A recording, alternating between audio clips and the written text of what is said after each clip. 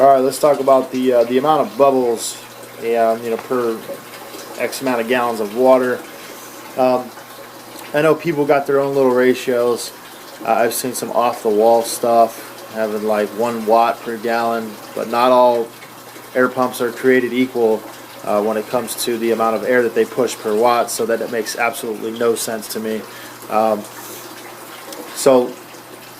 Versus the amount of electricity they consume, it just really doesn't make any sense. But I'll show you the flow, the amount of bubbles that I like to get. You can see here. Let me get a flashlight so it's even better. You can see for the most part I'm covering. I got 4 air stones in this, and it's a lot of air. There could be one more air stone right here because you can see that this little ridge right here where it's not, where we got air stones on that ridge here, and then the center. So it's a good idea in this case to have 5, which is what we're running. 5 looks like this. We got one there, here, there. I've been asked, is there ever a case where it's too much air? I have never seen a case where too much air, to be honest. But if you're looking to put an extreme amount of air, you might as well be running aeroponics instead. I don't know. That's where your roots are dangling in air all the time. So, same thing here. We got 5 air stones. That's a good amount of. That's a very good amount of air here. I'm not sure how well you guys can see that with the slide, but it's running very nice. It's a lot of air. Try and place the air stones around the edge and it's a little bit in the center. You don't ever want the roots to become suffocated. If you place all the air stones in the center, I've had it happen on a grow. The roots will grow around the air and just totally engulf the air stones.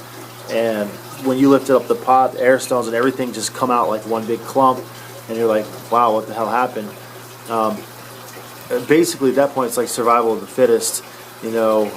Whatever roots or whatever plants, however many plants you're running, we're just going straight for the air and trying to dominate the air. The more the better. So in this case, we got it on the perimeter and in the center. So you got air coming from the center to supply oxygen, and along with that, on the sides, when the roots grow down through to the center of the air stone, you have air all the way around the root mass. So you're not creating that effect.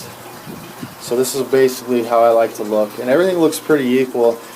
There are in some cases your air stones will look like they're duds. They're just basically fizzling out with very little air, and you want to go ahead and replace those stones. I would say it happens on about 10 to 20% of the stones, 2 out of every 10 stones.